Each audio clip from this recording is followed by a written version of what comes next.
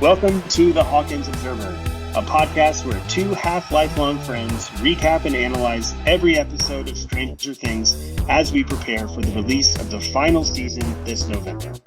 As always, we'll give you a scene-by-scene recap discussing the plot and developments, as well as sharing our thoughts, memories, and reactions. It's the opening episode of Season 2, so we'll pick up all of our favorite characters from Season 1, as well as be introduced to some new characters, new settings, and plots. It starts off with a real bang, so buckle up. From the number one podcast that's still filmed partially from an adult bunk bed, we are wanting to remind you to eat your dinner first, then dessert. Let's begin Season 2, Episode 1, MADMAX. Here we go. Is MADMAX a video game reference in general, or is that, just a hint of who we're going to meet? There's a film franchise called MADMAX. All right. There might be another 80s reference that I don't know. Gosh, there's so much to dig into. Well, as a reminder, if you're just now finding us, we've got a lot of great content already uploaded, but please, if you would, give us a subscribe, give us a like, and obviously those comments down below help drive people to this amazing podcast. So thanks for doing that. Amazing podcast, amazing show. Uh, Let's go here with Stranger Things 2. The whole season opens the same way that season 1 began and ended, on an empty starry night sky. mhm. We see across the screen October 28th, 1984 in Pittsburgh, Pennsylvania, for some reason, not Hawkins, Indiana. Just less than a year after season 1 ended, and we're launched right into a high-speed chase between police and a van of masked criminals who presumably just robbed a bank through the streets of urban Pittsburgh. As they all remove their masks, and we see two women in the front seat and some men in the back. They curse, they yell, they're laughing. They're really cutting up, punk-looking people. The police are communicating on the radio about the location, and they're weaving through the streets of Pittsburgh. The robbers appear to be worried. The police are gaining on them in numbers, and they seem to have them caught after a brief moment where they thought they had escaped, when a tattooed mohawk punk guy from the back goes, "Do something, Collie, do something." And the younger looking of the two women in the front, she's in the passenger seat, just calmly says to the driver, "Next right, there's a tunnel, take it." The driver whips the van to the right and heads towards this tunnel as the cops are gaining on them. But as they approach the tunnel, we see a close-up of Holly, now we know her name, looking straight ahead. She closes her eyes very slowly. The music swells, and right as they enter the tunnel, she raises her hand slowly, closes her fist. The music cuts as she says, "Boom." At that moment, the entrance to the tunnel appears to explode as concrete rains down, shutting off the entrance to the tunnel. The cop car in the front swerves and slams on its brakes. All the cars behind it crash into him. The passenger, the partner of the driver, is yelling, "What are you doing? What's wrong with you? Adams, what are you doing?" And the driver is seen experiencing ringing in his ears after this collision. He crawls out of his cruiser, and his partner is still yelling at him to get his attention. We see the driver now outside of the vehicle look up at the tunnel, and it's perfectly intact. Nothing's wrong. It's all in his head. No damage whatsoever. The van of punk robbers exits the other side of the tunnel, and they're all celebrating and high-fiving, breathing sighs of relief. We get another close-up of Collie, still looking straight ahead, very calm, and blood is dripping out of her nose. She has a little glove on her hand, and she's wiping it like this, and we see a tattoo, 008. Roll Yeah. credits. Yeah, I love that instead of opening the next season with answers to any of our questions that we've had carry over from season 1. Instead, they just introduce a slew of new characters.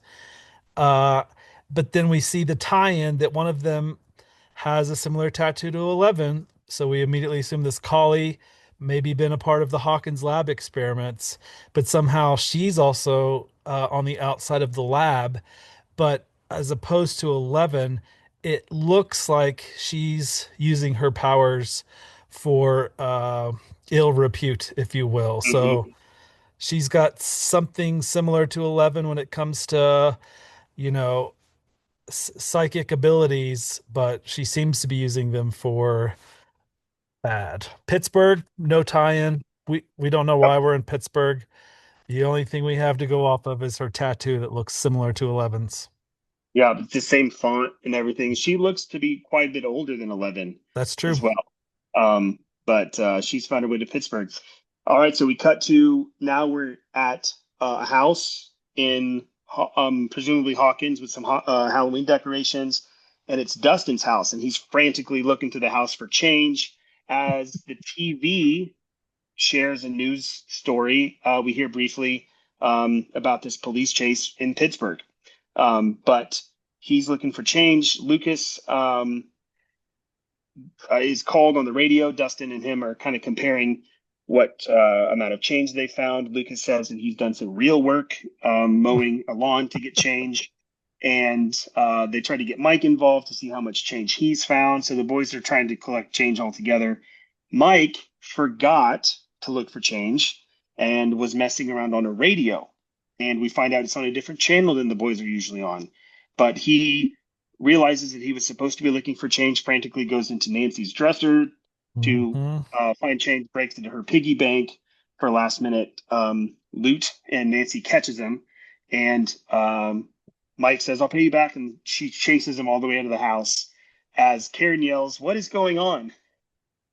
Uh, so we find out the boys are all meeting at the arcade on their bikes. Dustin, Lucas, and Mike are all on their bikes, but Will is getting dropped off by Joyce.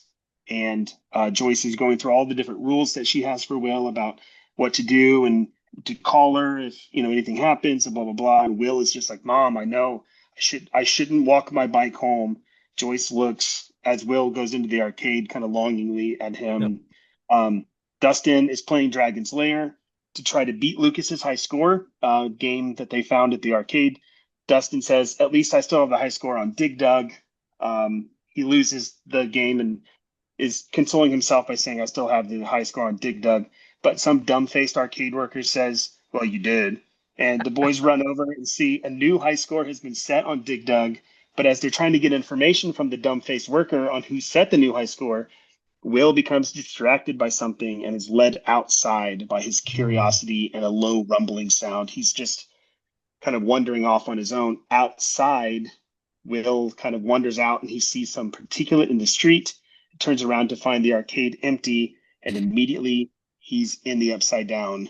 At least he's seeing that, some version of the arcade, and he's standing alone among the games. The door to the arcade flies open. He walks outside, and through the particulate, he sees a distant lightning, thunderstorm, red flashing. He looks extremely worried and a bit scared, but he can't look away. He's finally snapped out of it by Mike yelling his name. He turns to Mike in the real world again, but they are out in the parking lot for real. And Will turns back to where the lightning was, and everything seems back to normal. Will says he's fine, just needed some fresh air. Kind of looking back and forth. The boys head back inside, and it's Will's turn to play Dig Dug. Gosh. So in some ways, life is good and back to normal, where the kids are allowed out at night to go to a arcade. Again, we're thinking Hawkins is pretty small because they can ride their bikes everywhere. They can even walk places if they want. So they're close to all this downtown stuff. But poor Will, like all is not back to normal for Will. So obviously, as a result of what he went through about a year ago, he at least has daytime awake nightmares of seeing things that were similar to what he experienced about a year ago in the Upside Down. So, as happy as we are to see all the boys together, Will is not 100% back to normal. Yeah, he is kind of there with them in person, but we see mentally he still has these. We don't know if it's a flashback or if he's really Mm. seeing it, if it's really happening, but Will's not Mm-hmm. not all the way there. Mm-mm.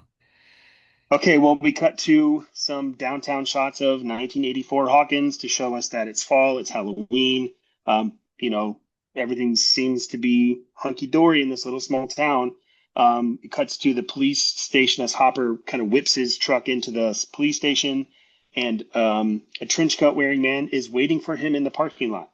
The man is begging for some time with Hopper, begging for an audience with him, but Hopper is avoiding him and telling him no, just kind of walks past him. The man says he only wants 5 minutes as they enter the station. One of the deputies inside calls the man Murray, and the other deputy asks, "Got any proof on your butt probing aliens, Murray?" They're all laughing, kind of mocking him. He seems to be at least known among the police staff. The deputies continue to mock him about the aliens and the Russians.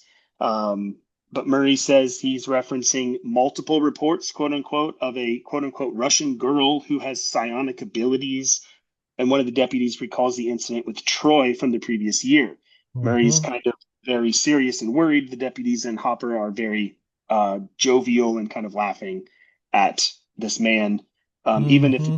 deputy does reference Troy peeing himself from the year before.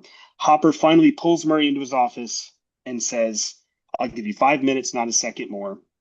Murray mentions in Hopper's office the grocery store incident with the broken glass, Ted Wheeler's report of a bald girl in his basement, and claims that Barb was kidnapped or killed by Russians. Hopper brushes him off entirely and executes a premeditated plan by twisting a typewriter to get the receptionist to kind of dispatch him away as he's Oh, doing all of that. And Hopper leaves, tells Murray to go home to stop bleeding people dry.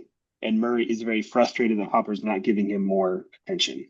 interesting that you thought that that typewriter stunt was a secret signal to the receptionist to get him out of. Oh, that could be. How I That's really took it, interesting. I figured as I was watching it, sounded like he started doing that. Murray was watching him do it.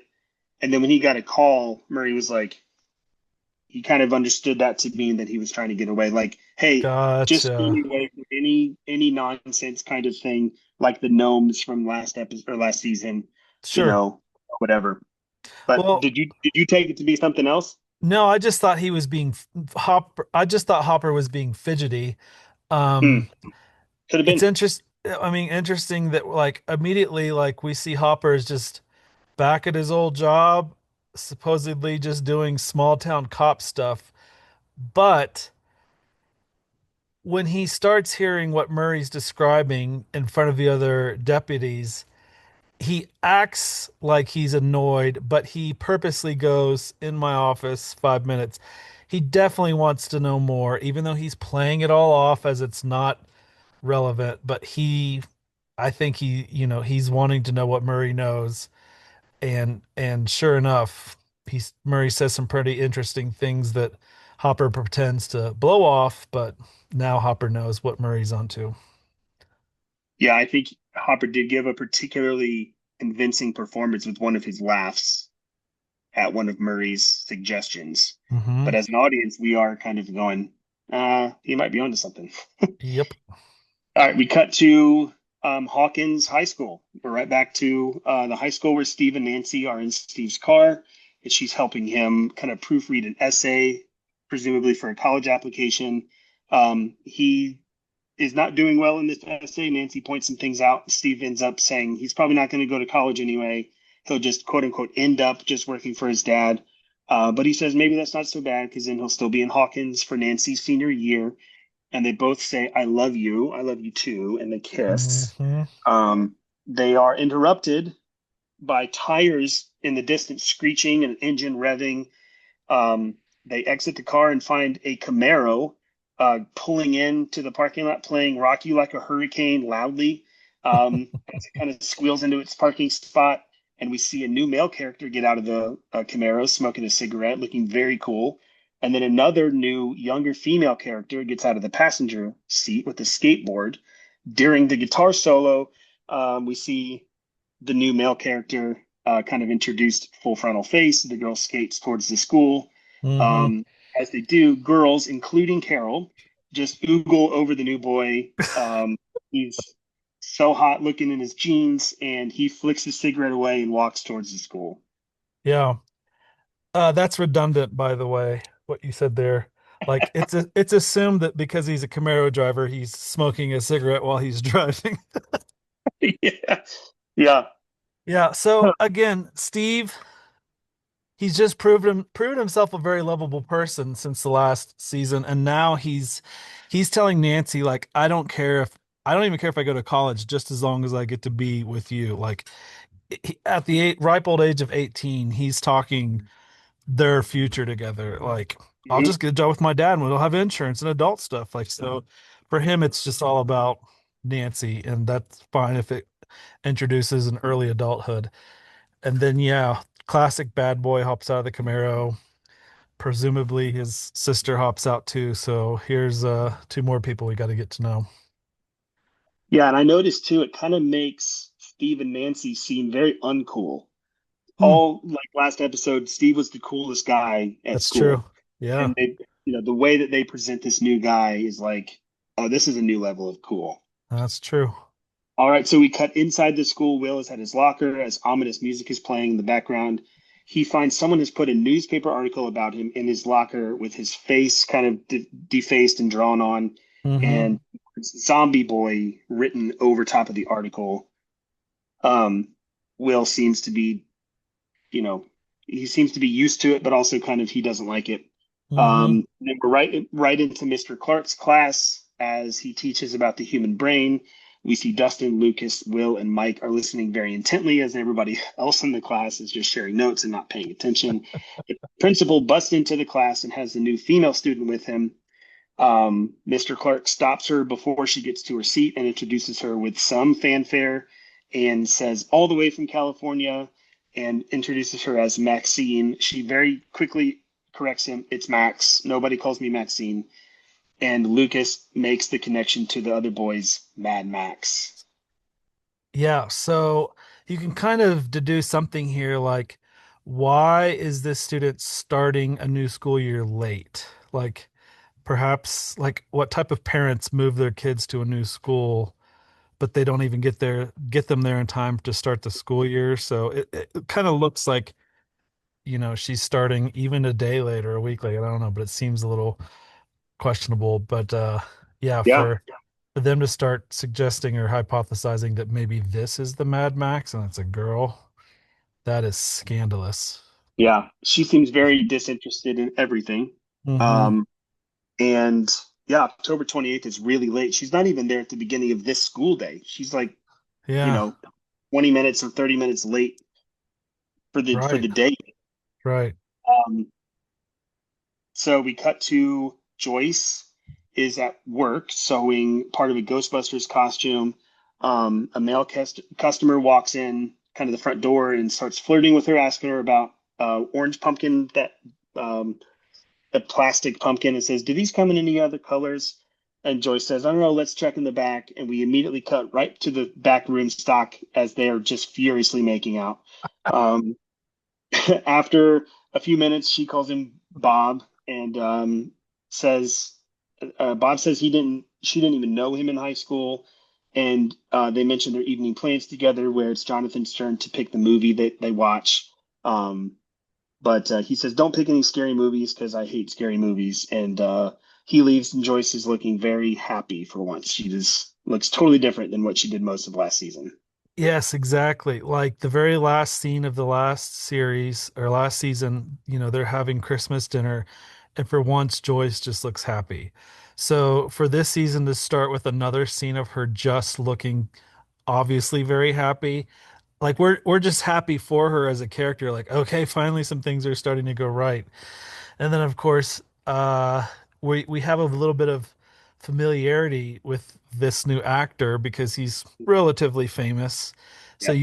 that's kind of a cool thing. It's like not only was the first season of Stranger Things successful, now here we come to season two, and it's so successful that they're recruiting bigger actors. Like obviously, um, Joyce was a well-known actress, but all the other ones I wasn't really familiar with, I'm Hmm. sure David Hopper had probably done a few things before, but to have Sean Astin so early on, it's like, okay, that's kind of cool.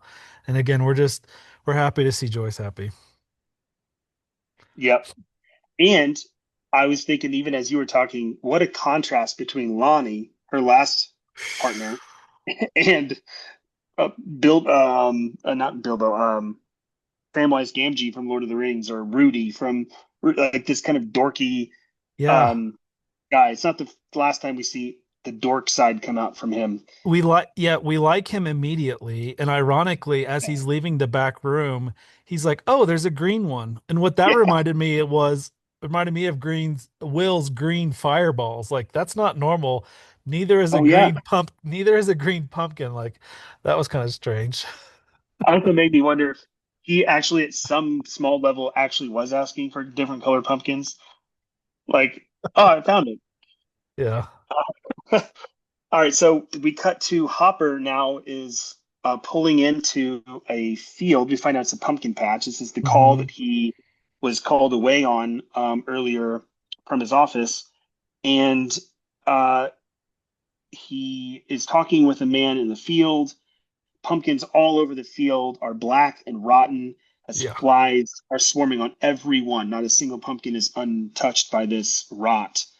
And it's pretty bad. And he's talking with the man in the field, and the man mentions somebody that he knows that doesn't like him and kind of accuses this person of poisoning his field. Hopper is like, "Are you sure that that's you? Wait, you're saying that you think this man has poisoned your whole field?" The man was like, "Yeah, it's the day before Halloween. It's too coincidental." But Hopper's drawn away, his attention's drawn away by he notices some corn in an adjacent field close to where they're standing is kind of rustling, and he goes, "Do you have anybody working out in that field over there?" So he goes to investigate, and as he's investigating the rustling, he's looking very worried. He pulls his gun out, more rustling. Then finally, he's kind of following some trails around some corners and more rustling. And finally, you hear this little kind of squelching sound. Hmm. Um, and he sees a scarecrow, but suddenly a crow flies out of the corn and scares him. And he's looking very worried at that point. And the bird lands on the scarecrow. Hopper just kind of gathers himself and says, "Yeah, screw you too." I don't think Hopper would normally investigate a pumpkin patch or any crop failure, except for the fact that obviously pumpkins are very popular this time of year as a business. So the owner of this pumpkin patch called the police station, furious because there goes his income. Like this is a big source of income for him to have people come presumably pick pumpkins within the next day or two to get ready for Halloween. So it makes sense that Hopper would show up just to check out some pumpkins. Hmm. And he's very spooked by this, whatever he's, I don't know if he's just on edge or, from what happened, what's been happening or what happened over the last year, but um, he is investigating this corn and we don't know what it is, but Yeah. um, so the next scene is back at the high school. A popular girl named Tina is handing out flyers for a Halloween party as kids file out of a classroom. Jonathan doesn't take one. Nancy takes two so that she can give one to Yeah. Jonathan. She shows it to him, and he kind of scoffs at the pun, "Come get faced." Jonathan's not impressed by that. Mhm. Uh, and Nancy is kind of ribbing Jonathan about how he just stays at home and doesn't do anything. She's inviting him to the party, and kind of makes fun of him by saying, "What, you're probably going to just stay home and listen to the Talking Heads and reading some Written Vonnegut," Vonnegut. as an intended insult. But Jonathan says, "It sounds like a good night." Um, they are interrupted in their little brief conversation by Steve, who runs up and scares Nancy, and they start making out at Nancy's locker or at some locker. And Nancy kind of notices Jonathan's walking away by himself. The boys are outside of the school, presumably just after that, and watching from a distance behind a fence as this new girl, Max, performs tricks on her skateboard, impressive ones. They're debating whether or not she's Mad Max because 75,000 points on Dig Dug is impossible, they say. Hmm. Lucas is convinced it's her. Dustin calls her awesome by what the tricks she's doing. Mike is not as convinced, and Max finally walks away and throws a piece of paper away in the trash can. The boys are um, quick to run over to the trash can to find the paper because they're sure that there's some information on it. And they unfold it, and it says, "Stop spying on me, creeps." The principal interrupts them at the trash can and um, says, William Byers, your mother Your is mother here. is here. Will snaps right out of that and walks with the principal through the school. But while he's doing that, it seems like everybody's looking at him. He's very self aware, very uncomfortable looking. The boys kind of watch him go away and say, do you think he's okay? He's always weird when he has to go in. One of them says, uh, Mm-hmm. and another one says, I don't know. He seemed different today. He was quieter. Um, and Will gets in Joyce's car. They drive away. Will's lost in thought. He's looking very worried as they drive away. Joyce says, just tell them what happened last night. Just explain everything, and I'll be there. And I'll be there the whole time. Um, where they are going, and they meet Hopper at Hawkins' lab, and they three of them walk in together. uh Bizarre that we are at Hawkins lab for something scheduled, like they're not having to break in this time and cut the fence with bolt cutters. But yeah, back to Jonathan. Obviously he's still very involved in Will's life, to the point where he's going to go trick-or-treating with them to make sure Will's safe and that the boys are safe. um we don't feel sorry for him necessarily, because like the idea of him going to a party just doesn't seem right. Even if Nancy said, "You'll meet somebody, you should go," it's not Jonathan. It's funny that Max knew that the boys were checking her out, speculating, so she baits them, and like sure enough, they take the bait and she calls them out. Super funny. And then again, we're questioning what the boys mean when they're like, he's always weird when he has to go in. Like, go in where? And then we see, oh, why are they at the Hawkins lab? Gee whiz. Yeah, so that we get right to it. I mean, there's barely even a cut. You see Will inside the lab in the famous looking hospital gown we know from 11, and Mm-hmm. the other kid in the pictures, the standard issue Hawkins Lab hospital gown. He gets weighed. They either draw blood or they, inject him with something, take blood pressure, hook him up to some diodes. It's, you know, um, very kind of medical, sterile. A doctor walks in and has very standard bedside manner, small talk, very Mm-hmm. friendly sounding, like Yes. your neighborhood primary care physician. Um, but we see that he is being watched. This whole appointment is being watched from a CCTV Mm-hmm. somewhere, presumably inside the lab. Um, and Will begins describing the quote unquote episode that he had at the arcade. They mention it as an episode. He calls it worse than before. He says he saw a storm. Says he felt like he was frozen in fear. Um, Mentions it as an evil, calls it evil. Um, and they're asking, the doctor's kind of asking him more information about this evil. What did it want? He says it wanted to kill. He says you, and he says no, everyone else. Um, as he's explaining this, a graph is kind of charting his brain activity or something about that hooked him up to, and it's kind of going crazy as he's talking about it. The doctor then is talking to Joyce and Hopper kind of alone in his office later, trying to make it all sound very standard and medical, calls it post traumatic stress, tells them just to treat it normally, kind of to act like it's not happening, says it will get worse before it gets better, tries to convince them that he's on their side. Um, he says the quote unquote people from last year are gone, and Joyce tells Joyce, I need you to trust me.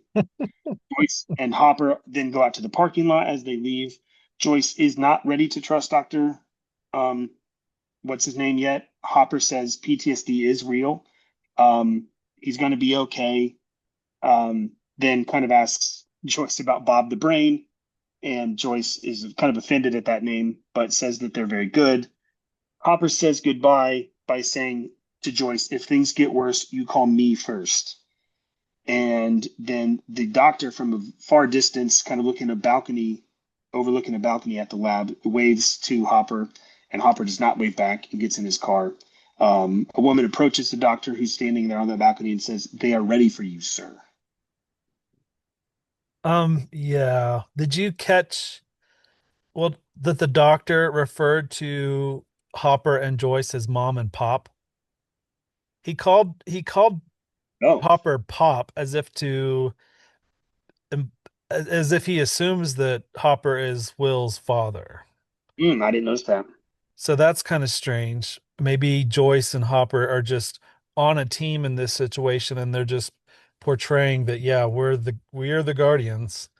Um, and like you said, the doctor, super friendly, bedside manner, happens to be a famous actor, Paul Reiser. So we're kind of like, again, we're impressed, like, oh, another famous person, and he's super friendly. This is friendly like we've never seen before associated with the Hawkins lab for certain. So Yep.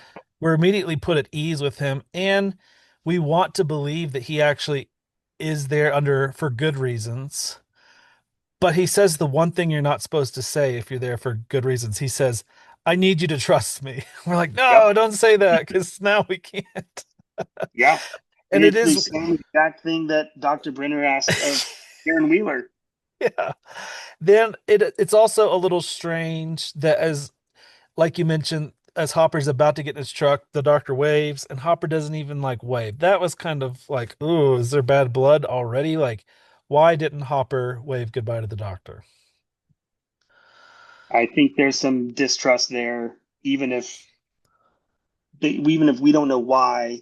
Um, but the question is still not answered as to why Will is going in for these appointments. Like what narrative are they giving Joyce and Hopper as to why they need to monitor him, why he's not going to a regular doctor? We don't know the answer to that, but it's a little bit of an unsettling scene because from like what you said, everything that we're seeing is friendliness and kind of standard medical procedure, but it's Hmm. at the Hawkins lab, and then being asked to trust. It's like, all right, we're going to shelf any feeling about this for now until we get more information.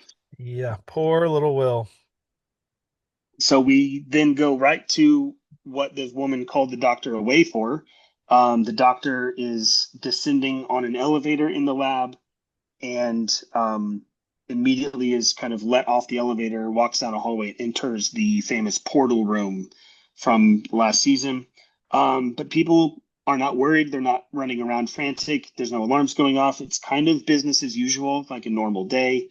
One of them calls the doctor Sam. They're saying good morning to each other. And someone is gearing up with a shiny, kind of like thermal looking suit. Doctor says, looks like a hot one today. And the man who's suiting up says, never gets old, sir. The man in the suit wields like a 4-point flamethrower kind of thing, steps into an airlock chamber between where they were talking before and closer to the portal itself. It fills with gas, and then he steps out the other side and walks through the portal, while as Dr. Sam looks on, sorry, he walks towards the portal wall. He doesn't walk through it. And the end of that scene is this guy starting to just absolutely torch something at the base of this portal wall as if it is standard procedure.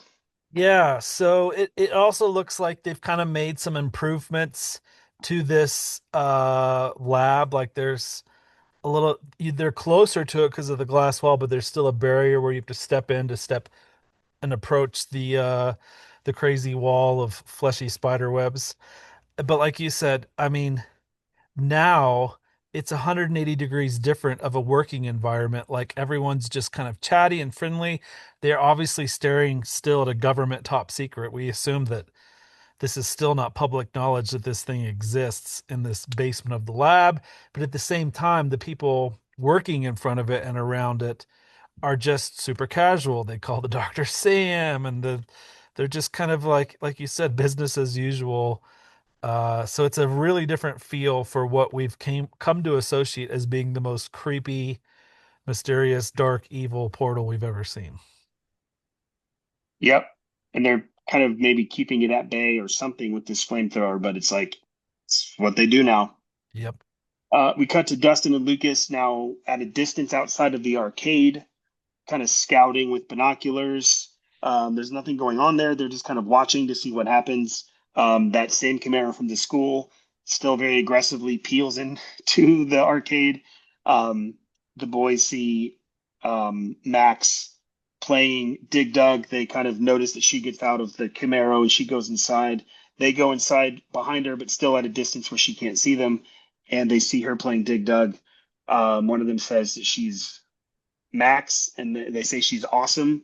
They say she's awesome, and then Lucas and and Dustin kind of together say she's Mad Max, and they've got these big smiles on their face. They're very impressed with her and their ability to scout that out for themselves. That's true. Again, that's redundant. If a Camaro pulls in, you don't have to say it's aggressively. It's assumed that Yeah. it's, it's pulling in aggressively. Camaros have one speed. You got to change the tires every trip. Yeah. So after that brief scene, we are back at the Wheeler's house. Um, Karen and Ted are telling Mike that he has to sell some of his toys around the dinner table. They're saying, "We're having a yard sale. You got to box up 2 boxes Two of boxes. toys." Um, and Ted calls them pieces of plastic. Uh, Mike protests, but Karen puts her foot down and says, because you stole from Nancy, and then starts to kind of list off a lot of different run-ins with trouble at school. Ted uses a sports analogy about how, after so many failed, or after so many strikes, Strikes. he'd be off the team. And Mike kind of looks at him like, "What?" And Karen still insists that he has to get rid of these toys. Um, and Nancy and Steve, it kind of at the same time, but in a different location, show up to dinner with Barb's parents. That was their evening plans.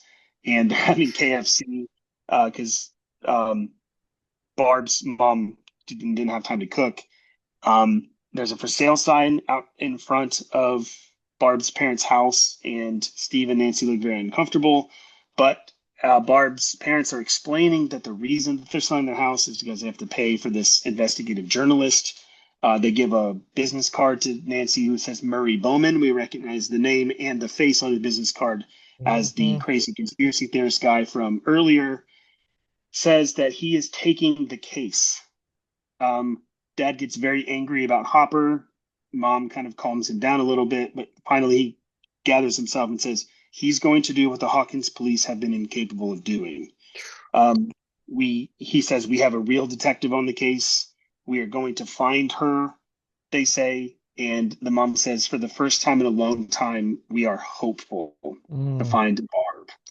And Nancy excuses herself as she's been listening to this. She's torn. She goes to the bathroom. She sees a photo of Barb on the counter. She flips it over so that she doesn't have to look at it, and she just breaks down in tears. Back at the Wheelers, it's still around the dinner time. Both families are having dinner at the same time. Mike is packing up toys in a box, goes back to the radio in the fort that's still set up. He's got Eleven's fort still up. He grabs the radio and is saying, um, you know, 11, are you there? It's day 352. I'm still here. I want to know if you're okay. And there's nothing. He's kind of kicking himself for even thinking that there might be something on the other end. He slams the antenna down. As he walks away, he hears what sounds like Eleven's voice saying, Mike, kind of staticky Mike. He runs back. Mike, 11, is that you? And it's Dustin. He says, yeah, it's me, Dustin. Pick up. Um, what are you doing on this channel again? He says, I've been trying to find you all day. Tells him Hmm. about MADMAX, but Mike is not interested. And then Dustin, as he's left the arcade, is back in his house, parks his bike under the little carport, but he hears a noise from a trash can, thinks it's his cat, Muse. Um, he walks inside as we pan down to the trash can and hear a loud, scary noise, but it's a cut to the next scene. Hmm. Hmm. I love their cat's name is Muse. What a dumb name. Yeah. So like, Two different dinner scenes here happening simultaneously. yeah, we get the feeling like something's kind of wrong with Mike behaviorally, like he's keeps acting out. So, is it related to the fact that for 352 days now he's been without 11 and just is worried and that's why he's acting out? Maybe. And then you've got Nancy who's still torn up about Barb because Nancy knows the truth and her poor parents. were never told the truth. Her parents are not a part of the what we know about the upside down and the lab. Like they are on the outside of this knowledge. Assumably, the Wheelers' parents are too on the outside of this knowledge about the upside down. So we really feel for Nancy that she's holding on to this, but we also really feel for Barb's parents that they're hopeful now. Mhm. That's just the worst feeling ever. For a little bit of a comic break, it's funny when Steve refers to the KFC as finger looking good. Yeah, Again, it's like Steve, he's really good sometimes about not taking things seriously. Like, he knows yeah, too, and he's not taking it seriously. So yeah, yeah, we're worried about the Wheeler kids because one's missing their friend and one knows their friend will never come back, and it's just holding on to that. yeah. Sad that the parents are like selling their house and like going all in financially with this, Yep. and it's too much for Nancy to bear. And both losing her friend and watching this family go through it, knowing she can't say anything, um, Yeah, the or last nobody would believe her. Like right. what turmoil she's in. I recall the last public narrative about Barb was that her car was at a bus station. Yes, So her parents assumed she just ran away, like, and she's on her own now. So that's probably what her parents are still assuming. yeah. And it's been a full year since that happened, and they're finally hopeful with this Murray guy. Yep.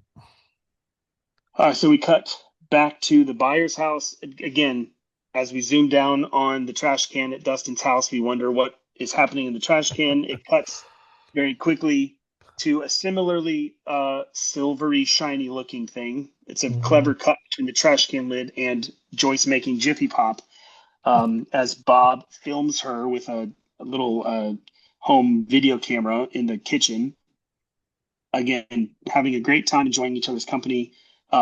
Will is, though, in his room alone, drawing a kind of fictional kite character named Zombie Boy. Jonathan comes in and says, "Hey, Will, I'm going to let you pick the movie." He has 3 or 4 movies, VHS tapes, and he's like, "Will, you get to pick the movie tonight." And Jonathan is trying to help him deal with being an outcast and being called names because he realizes his zombie boy was derogatory term that people were calling him. Hmm. Will kind of gets fed up. He's very offended that Jonathan is treating him like this and everybody is treating him like this. And Jonathan's like, "What do you mean?" He's like I'm fragile, like I'm some sort of freak. And Jonathan says, "You're not a freak." And Will says, "Yeah, I am." And he's taking it all very personally. Jonathan kind of takes a different approach, uses some reverse psychology, and says, "Yeah, you are a freak, and Hmm. so am I. It's okay. What would you rather be like everybody else?" And then he draws the comparison between David Bowie and Kenny Rogers. Like, who would you rather be? Um, as an obvious kind of shot at Kenny Rogers being kind of vanilla and boring and bland, and Bowie being eccentric and cool. And just as they say that, Bob comes within earshot of the bedroom and says, "Kenny Rogers, I love Kenny Rogers." um, they both kind of look at each other understandingly, and he Bob walks in and says, "I love Kenny Rogers," and picks one of the movies up off the dresser and exclaims, one of them is Mr. Mom, and he goes, "Oh, I love that movie." And the boys are looking very amused at the juxtaposition of David Bowie and Bob. Um, Cuts to the living room where they're all watching Mr. Mom. I guess Bob has picked out the movie, and Bob is laughing the loudest at the dumb jokes in the movie Hmm. when the phone rings and kind of rattles Joyce very abruptly. Bob is trying to calm her down. We zoom in on the phone, continuing to ring to kind of ominous music. Mm. Yeah, a phone ringing in the buyer's house still has a lot of connotation, and unfortunately, this time we're not told who is calling on the other end. But again, Jonathan, we we love him still because he's still just being a great big brother to Will, just Hmm. just being exactly what Will needs. But we also still love Bob. Like he's lighthearted enough to give the buyer's house some levity finally, where Like he's bringing laughter and like peace to this house. So yeah, we like Bob so far. Yes. Yeah, and it's such a different vibe from Bob's not Mm-hmm. like any other character we've seen Nope. throughout this entire show so Nope. far.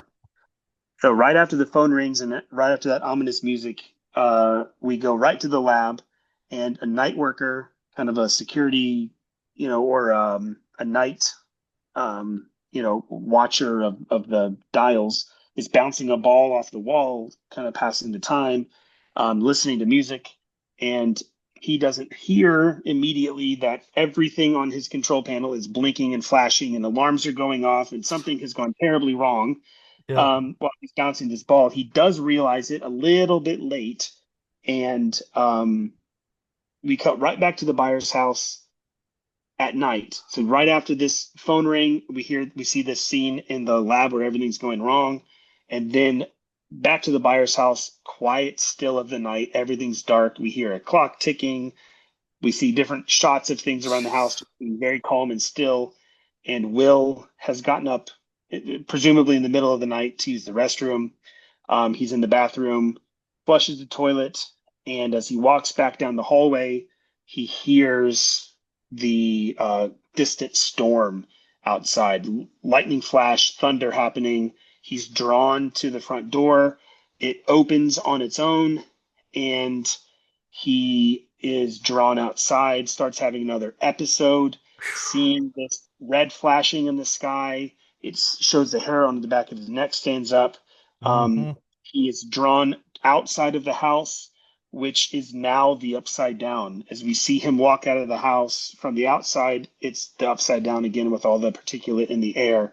But it's somehow scarier even than the last one. It's windier, and the shape as the lightning flashes, we see this vague silhouette of this mammoth spider-like monster way Mm-hmm. off in the distance with the red flashes happening behind it.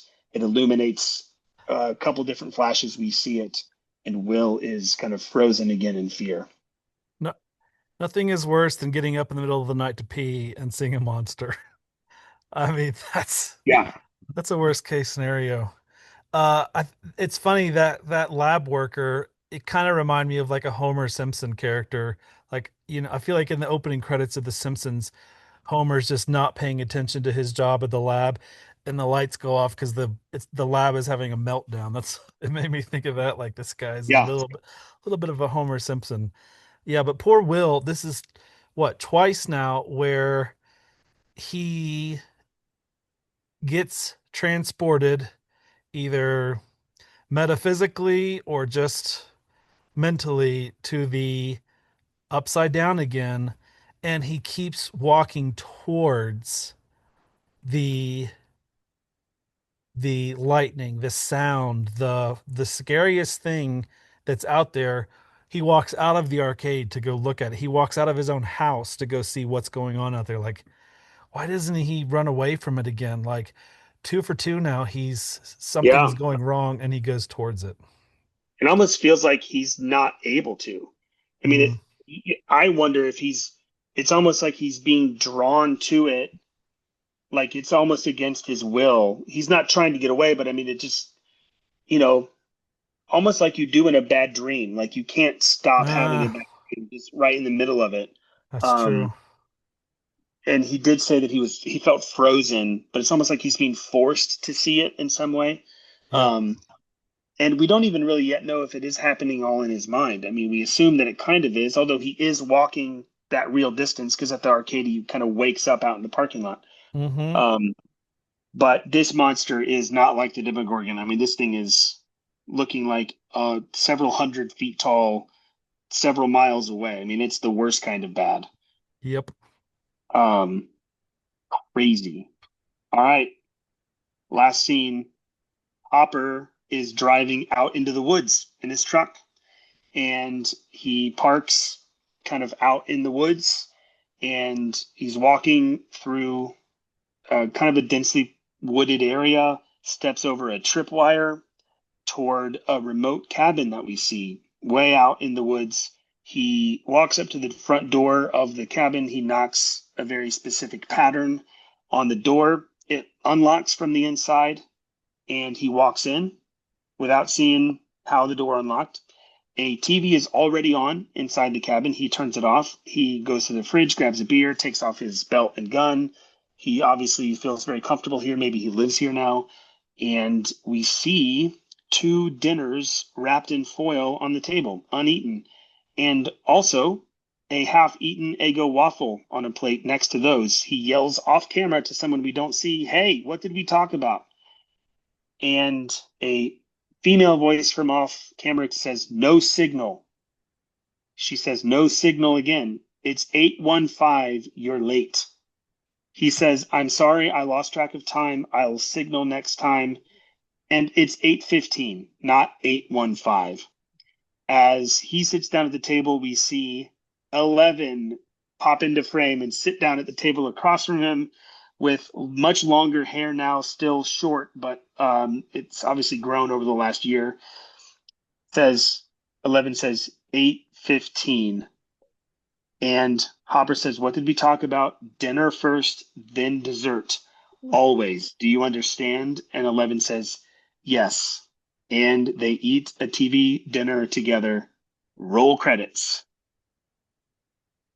Yeah, this was a great first episode because they kept this fact to the last scene. It's a very great, smart thing to do. It was one of maybe the top three things we're all wondering, like, is she alive? Yeah. And then they keep that for the end. They give us no indication of how or why or what's happened to her. Mhm. But sure enough, we are pleased to see that not only is she alive, but how strange is it that seemingly she is some form of adopted daughter? Like Hopper is taking care of her, but he's also clearly protecting her from something. A tripwire outside, a secret code to get in, lots of locks on the door. So he's I don't want to say raising her, but he's explaining things to her and teaching her things. But at the same time, it's like, why is she stuck in the house? Presumably, like, what's the need for all this security? Yeah. And the answer we don't get that we had at the end of last episode is what happened to her when she ended the Demogorgon. I mean, she Mm-hmm. disappeared after she killed the Demogorgon, or at least kind of vanquished it. And now all of a sudden she's just in this remote cabin in the woods with Hopper. Like, what happened? We don't know, but she is apparently safe and well, and is eating more than just Eggo waffles. I did, as I was re-listening to our recap of episode 8, the finale from season 1, Mm-hmm. it struck me that Mike is telling her about, "Hey, you're going to go back to our house. My mom's a good cook, blah blah blah." And she was like, "I can eat Eggos," and he goes, "Well, yeah, but real food too." And here we are. The opening time we see her in this season is her eating peas and mashed potatoes and like chicken or something, like real food at Hopper's Mm-hmm. table. Mm-hmm. Um, but yeah, they're very far out, remote in the woods. Mm-hmm. And he's clearly protecting her and hiding her, maybe even. But they also have a system. I mean, he can signal her in some way or another to let Mm-hmm. her know that he's going to be late or whatever.